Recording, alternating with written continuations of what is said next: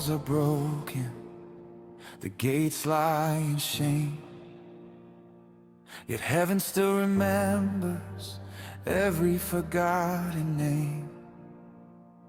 You searched for one to stand within the breach, a heart surrendered where your mercy could reach. No longer pointing fingers from afar, but carrying the burden where the wounded are.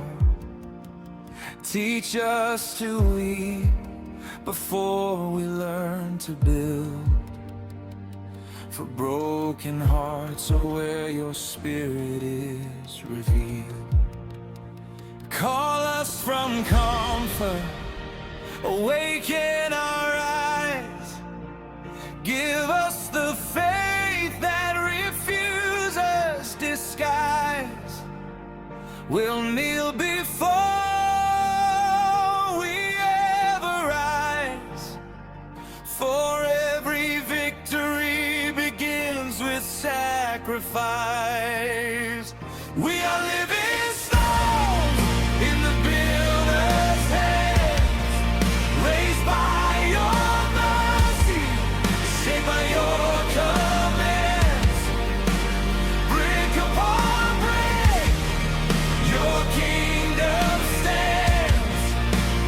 Nothing can stop what your purpose has planned. Rebuild our hearts, rebuild our hearts, rebuild our cities where your glory is known. Christ our cornerstone forever remains. We're living stones proclaiming your name. So what if the most cutting-edge masterclass on global leadership, and I mean crisis management, community rebuilding, what if it doesn't come from some modern tech CEO, Right, yeah. but instead it comes from an ancient Persian cupbearer? Because that's the exact premise of what we're unpacking in today's deep dive. If it really is, and it's such a fascinating angle to take. It is. But before we even get into the mechanics of how all that works, I actually want you, the listener, to do a quick exercise with me, just for a second. If you're listening to this right now, I want you to imagine the soundscape of the entire world just like happening all at once. Oh, I love this framing. Right. So picture the ambient noise of a global street. You hear the distant, heavy hum of city traffic in North America, and then you hear the faint, lively chatter of an outdoor market in Nigeria. You hear sweeping wind moving across this quiet European landscape. And then, slowly, all of those scattered, disparate noises, they just begin to fade. They melt away. And they get replaced by something else. Exactly. They get replaced by a single, inviting sound, like the warm, crackling pop of a hearth. Yeah. But it's a digital hearth.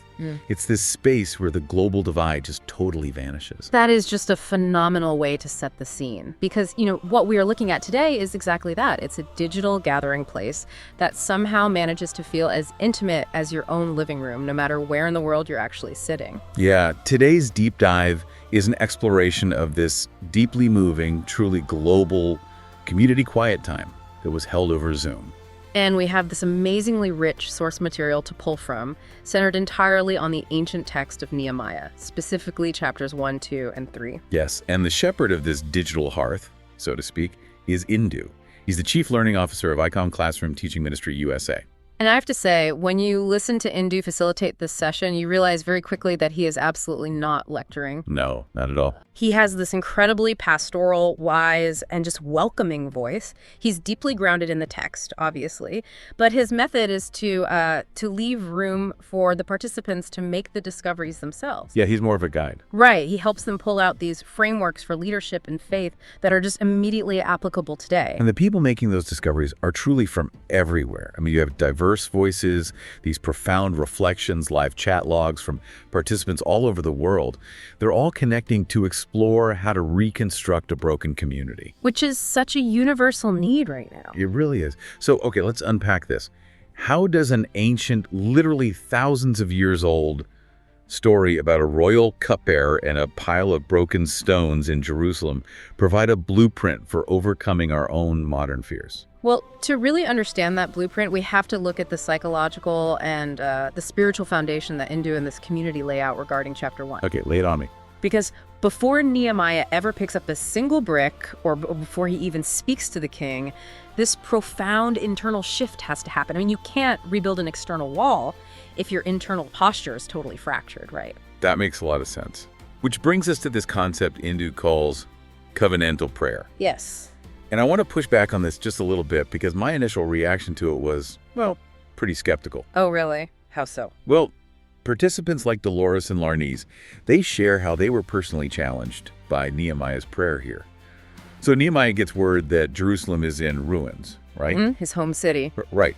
And instead of complaining about the people who ruined it, he stands in the gap for the collective sins of his people. He actually includes himself in the blame. He does, yeah. But if I'm listening to this and say, my community or my workplace is highly toxic, my instinct is absolutely not to say, well, Lord, forgive us for we have messed up. Right, of course not. My instinct is to point fingers. Like, I want to say, look what they did. So how does taking collective blame actually help you lead? It's a great question, and it really cuts against our modern individualistic instincts, doesn't it? What Arndu is highlighting, and what Dolores and Larnese realized during the call, is that finger-pointing is ultimately a stance of powerlessness. Oh, interesting. Powerlessness. Yeah, when you say, look at what they did, you're essentially acting as a victim of circumstance. But covenantal prayer, it's a mechanism of radical ownership. Radical ownership. I like that. Right. By saying Nehemiah shifts his entire psychological locus of control. He goes from being a passive observer of a tragedy to being an active participant in the restoration. Oh, okay. That actually makes a lot of sense. Larnese actually said on the call that she used to want to tackle everything herself. Or, she'd focus heavily on other people's faults. Which is so easy to do. So easy. But she said reading this shifted her to recognizing that God is just bigger than our individual grievances, and we have to approach him collectively. And Dolores mentioned something similar, didn't she? Yeah, she mentioned she completely stopped complaining about others after this. She chose instead to lift them up. It basically changes you from a critic to a builder. Exactly. You can't be a critic and a builder at the same time. And that shift into the mindset of a builder, it sets the stage for one of the most remarkable textual discoveries the group makes. Oh, the timeline. Yes. There is this hidden timeline in the text that you will completely miss if you read too fast. And it dictates exactly how Nehemiah prepares for this massive project. This was my absolute favorite aha moment from the session. So, Indu points out that the English translators deliberately leave the Hebrew months untranslated in the text. Right, they just leave the Hebrew words. Exactly.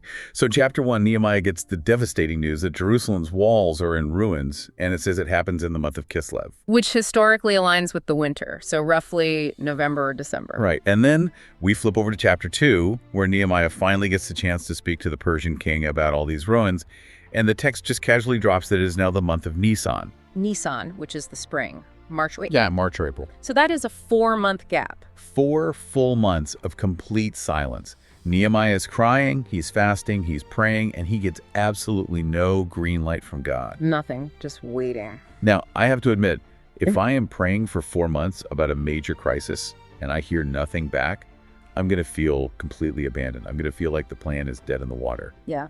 So how did the participants reconcile that silence?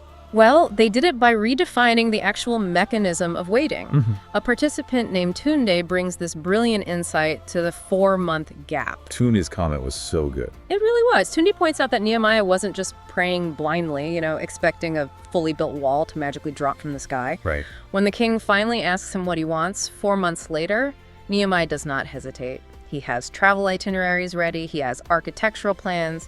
He knows exactly whose forest he needs timber from. He had done his homework. Exactly.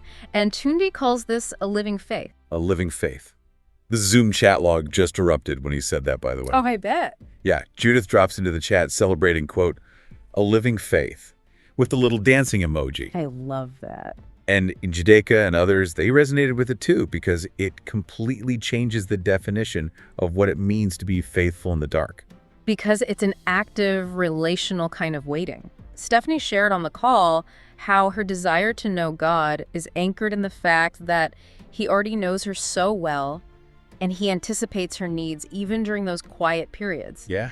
And Anthony notes that remembering God's immense sacrifices is what actually draws him closer during that silence. You know, here's how I process it. Waiting on God in this context, it isn't like sitting in a sterile doctor's waiting room. Right, just thumbing through old magazines until your name is finally called. Exactly, just wasting time. It's not like that. It's more like a marathon runner who is recovering from a severe injury. Oh, that's a good analogy. Right. You might not be medically cleared to run yet. You haven't gotten the green light from the doctor, but you are stretching every single day. You're mapping out your future routes. You are hydrating. You're visualizing the race, all so that the literal second the doctor says go, you are already at the starting line, entirely prepared.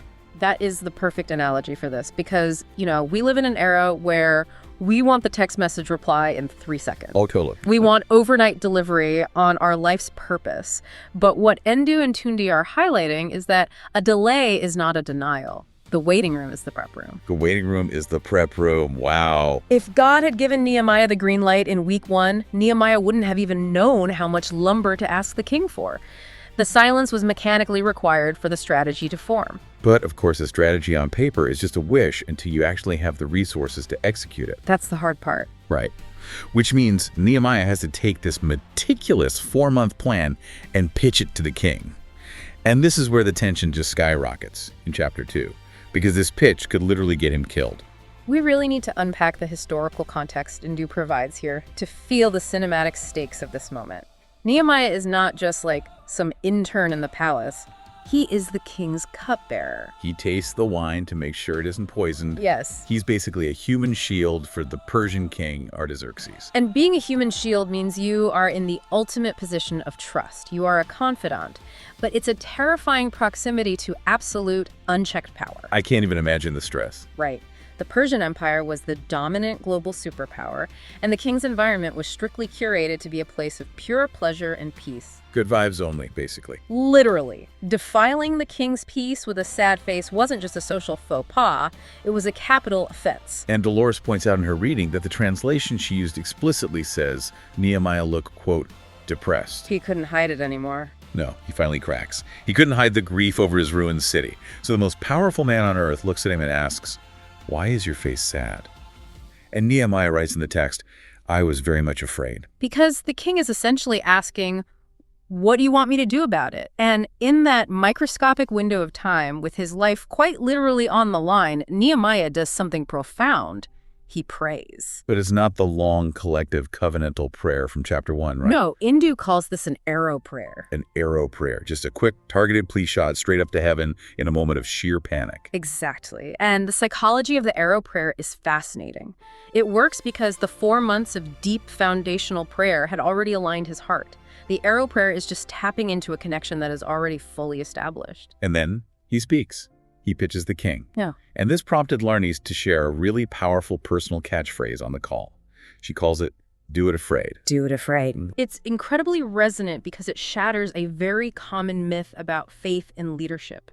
We tend to think that having faith means the total absence of fear. Right. I've always thought, well, if I'm terrified, maybe that's a sign I shouldn't be doing it. A lot of people think that. We think we have to wait for the butterflies in our stomach to settle, for this perfect aura of calm to wash over us before we take a risk. But Nehemiah didn't wait for his fear to vanish. No. Fear is a biological reality when you are facing a Persian king who could execute you on a whim. Faith isn't the absence of that biology. Faith is the action you take in spite of it. Wow. He leaned on that arrow prayer and he laid out his bold, meticulous 4-month plan anyway. He asks for specific letters of safe passage to the governors, and he asks for timber from Asaph, who is the keeper of the king's forest. He did it afraid. And because he was so thoroughly prepared, the king actually grants the request. Which is a miracle in itself. It is. But here's what really threw me. You would think, okay, he got the king's blessing, he has the timber, God is clearly on his side. This project is going to be smooth sailing now. You would think so. But the moment Nehemiah actually gets to Jerusalem, he faces instant, vicious opposition from the local officials, Sanballat, Tobiah, and Geshem. Yeah. They mock him, they jeer at the project, they even accuse him of treason. Why is it that doing the right thing immediately attracts so much friction? Well, that is the logical human assumption, right? Yeah. That divine endorsement means zero friction. But it's not the biblical pattern, and it's certainly not the historical pattern of leadership. That's true. A participant named Christian connects this specific moment to the broader tapestry of Scripture. Yeah. He notes how Noah was mocked while building the ark, and how Jesus was jeered at and despised. And Ndu leans into this with a really profound pastoral insight. He says that opposition to your work is often the exact confirmation that you are on God's divine assignment. Yes. The friction isn't proof you're failing. It's proof you're actually disrupting the status quo. I mean, if you weren't a threat to the brokenness, nobody would even bother opposing you. That's spot on. What's fascinating here is how Ndu frames Nehemiah's entire career trajectory up to this point. Think about it. Nehemiah had a completely secular political placement. Why do you pour drinks? He wasn't a priest. Oh, But Ndu points out that this was actually a sovereign placement by God.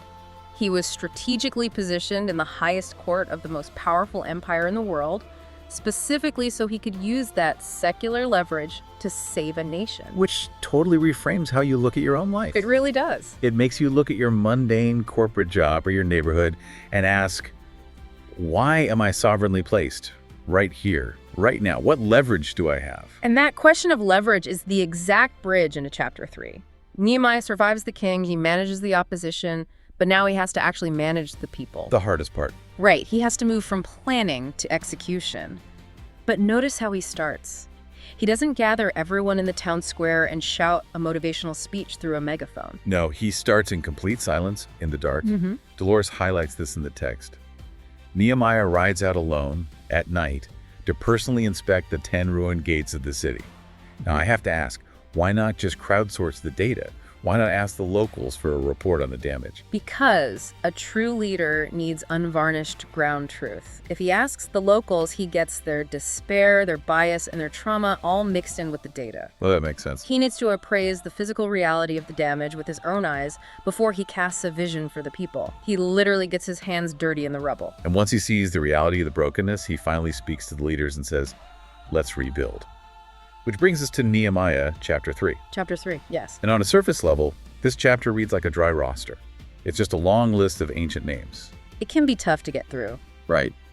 But as the community reads through it on the Zoom call, you start to hear this repetitive rhythmic motif. Yeah. The text constantly says, this person rebuilt a gate, and next to him, someone else built. And adjacent to him, someone else built. It is an absolute masterclass in teamwork and psychology. The repetition of next to him, adjacent to him, it creates this vivid picture of an unbreakable human chain. Larnice compared it to a jubilee or a grand revival. Which is a beautiful way to describe it. She noted the incredible heart work involved in taking a fractured, traumatized group of people and uniting them shoulder to shoulder. And Bill points out a detail that I just found so moving. He appreciates how the text honors the specific, gritty work of everyday people. Yes. It wasn't just professional stonemasons building this massive fortress wall. The text specifically names perfumers. Perfumers. People who delicately mix oils for a living are out there hauling massive limestone rocks. Goldsmiths are doing heavy labor. A man named Shalom is specifically noted as being assisted by his daughters. Everyone is in the dirt together. But there's a crucial mechanism at play here regarding how the work was actually assigned. The text reveals that most of these people, the perfumers and goldsmiths, they rebuilt the section of the wall that was right outside their own homes. And here's where it gets really interesting. Because when I first heard that, my cynical brain thought, isn't that just a form of self-interest? Like, I'll fix my yard to keep my family safe, you fix yours. It sounds like self-interest at first glance, but in a crisis of this scale, it's actually the ultimate picture of localized obedience. Localized obedience. Yeah. Think about the psychology of a massive ruined city. If Nehemiah had said, everybody go to the north gate and let's work our way south, the sheer scale of the project would crush their morale. It's too big. Way too big. Furthermore, if you are building the wall in front of your own house, you are not going to cut corners. You're going to build it strong. Because your family sleeps behind those stones. Exactly. We get so overwhelmed looking at the massive systemic brokenness of the world, and we think, well, I can't fix all of that, so I just won't do anything. I feel that all the time. Right. And this text provides a radically simple framework. You don't have to fix the whole city. Just repair the section of the wall in front of your own house. Your localized obedience patches the broken walls of the broader kingdom. That is so freeing. I don't have to solve global issues. I just have to mend the relationships and the systems in my immediate vicinity. That's all it takes. But, of course, human nature being what it is, not everybody wanted to pick up a trowel. No, they didn't. Participant George points out a really stark, uncomfortable contrast hidden in verse 5. Oh, the nobles. The nobles of Tekoa. The text explicitly notes that they, quote, would not put their shoulders to the work. It's easy to be a noble, huh? Very easy. They sat comfortably in their privilege, watching the disgrace of their city, but refusing to bear the yoke. They wanted the security of a rebuilt wall, but they wanted the perfumers and the goldsmiths to do the heavy lifting for them. And George noted how easy it is even today to get complacent, to get sucked into our comfortable, privileged spaces and just spectate while the gritty work of God needs doing. It's a sharp warning. It's a necessary warning tucked right into the middle of this beautiful chapter of unity. Well, as the session draws to a close, Indu takes all of this, the dirt, the stone, the ancient Persian politics, the sweat of the goldsmiths, and he makes a massive pivot. The climax of the whole session. Really, it is. We move from the physical reality of ancient Jerusalem to a profound theological shift. And honestly, this completely reframed the entire deep dive for me. This is where Endu provides this sweeping bird's eye view of biblical history. He traces the physical dwelling place of God throughout time to explain the true stakes of what we're doing today. Okay, walk us through it. So he starts in the wilderness with the mobile tabernacle God moving in a tent with his people. Right. Then they settle in the Promised Land, and King Solomon builds a stationary physical temple. A physical temple that eventually gets destroyed, which is exactly why Nehemiah is back in Jerusalem rebuilding these walls in the first place, to protect that sacred space. Exactly. But then Indu fast forwards to the New Testament. Jesus Christ arrives, and he is described as the walking, living temple of God on earth. But after Jesus ascended, Indu asks the global group a critical question. Where did the temple go? And he asks Dolores to read from 1 Corinthians 6:19. And the verse hits like a lightning bolt. It says that we are now the living temples of the Holy Spirit. Just let that sit for a moment. Yeah. The physical walls of the Old Testament that Nehemiah wept over are just historical echoes of our modern internal reality. So what does this all mean for someone listening right now? If the temple is no longer a stone building in the Middle East, but it's inside of us, then the rebuilding project has fundamentally changed, hasn't it? Completely changed. The God of the universe doesn't dwell in buildings made of stone anymore. He dwells inside us. And if we connect this to the bigger picture, just like those ruined physical walls of Jerusalem, God is constantly, meticulously engaged in the daily work of repairing and rebuilding our broken internal places, our psychology, our habits, our local communities. He is the ultimate Nehemiah. Yeah. Riding out in the dark, inspecting the breached gates of our hearts and saying, I see the damage, now let's rebuild. And Endu ends the session with this deeply resonant pastoral benediction that brings all these threads perfectly together. He tells the global gathering, the God who rebuilt Jerusalem's walls is rebuilding us. He will not stop until we match the glory of the one who inhabits our temple. Ye will not stop. That is a promise. But, I want to leave you, the listener, with one final thought to mull over, something that pushes just beyond the text. We've talked a lot about the effort it takes to rebuild a wall, the fear, the arrow prayers, the localized obedience. Yeah. But think about the fundamental purpose of a wall. Yes, it keeps threats out, but more importantly, a wall defines a protected space for something new to grow inside. That's a beautiful thought. Think about the ruins in your own life right now. Maybe it's a fractured relationship, a toxic workplace, or a broken habit. When you look at that rubble, are you going to sit back and spectate like the comfortable nobles of Tekoa? Or are you ready to do it afraid, start rebuilding the wall right outside your own front door? And once you secure that perimeter, once you patch that brokenness, what beautiful new thing are you going to cultivate in the garden you just protected? Keep seeking, keep building. We will stand within the gap. We will never, never turn back. Broken walls shall